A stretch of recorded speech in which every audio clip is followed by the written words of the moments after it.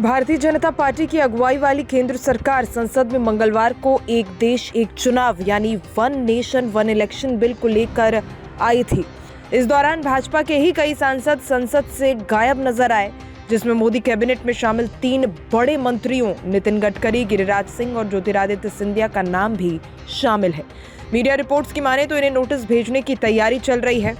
BJP के सूत्रों के मुताबिक पार्टी ने पहले ही लोकसभा अपने सांसदों को 3 लाइन के व्हिप के जरिए निर्देश दिए थे कि वो इन विधेयकों की पेशी के दौरान सदन में मौजूद रहें। नोटिस उन सांसदों को अब भेजे जाएंगे जिन्होंने इस निर्देश की अवहेलना की है। हालांकि अब तक ये स्पष्ट नहीं है कि अनुपस्थित रहने वाले सांसदों ने पार्टी को अपनी अनुपस्थिति के कारणों के बारे में सूचित किया था या नहीं।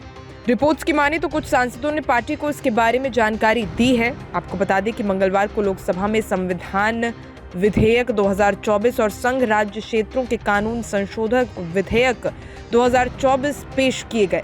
इसमें लोकसभा और विधानसभा चुनावों को एक साथ कराने का प्रस्ताव रखा गया। ये विधेयक केंद्रीय कानून मंत्री अर्जुन राम मेघवाल ने पेश किया। मत विभाजन में 269 सांसदों ने विधेयकों के पक्ष में मतदान किया, तो वहीं 196 ने इसके खिलाफ मतदान किया। अब इन विधेयकों को आगे चर्चा के लिए संयुक्त संसदीय समिति यानी जेपीसी के पास भेजा जाएगा। केंद्रीय गृह मंत्री अमित शाह ने कहा है कि जब वन नेशन वन इलेक्शन विधेयक को कैबिनेट में मंजूरी के लिए पेश किया गया, तो प्रधानमंत्री नरेंद्र मोदी ने इसे विस्तृत चर्चा के लिए जेपीसी को भेजने की बात की थी। भाजपा सांसदों की अनुपस्थिति पर विपक्ष ने उठाए सवाल। वन नेशन वन इलेक्शन विधेयक को संसद में पेश किए जाने के दौरान केंद्रीय मंत्री गिरिराज सिंह, नितिन गडकरी, ज्योतिरादित्य सिंधिया और सीआर पाटिल सहित लगभग 20 बीजेपी सांसद अनुपस्थित थे। अनुपस्थिति सांसदों में शांतनु ठाकुर, जगदम्बिका पाल, बीवाई राघवेंद्र, विजय बघेल, उदयराज भोसले, जगन्नाथ सरकार, जयंत कुमार रॉय, वी सोमन्ना और चिंतामणि महाराज के नाम भी शामिल हैं। आपको बता दें कि वन नेशन वन इलेक्शन योजना के तहत संवैधानिक संशोधनों के पास करने के लिए सरकार को 2/3 बहुमत की आवश्यकता होगी। देखिए, वन नेशन वन इलेक्शन का जो बिल है वो देश में तानाशाही को लाएगा, डिक्टेटरशिप को लाएगा।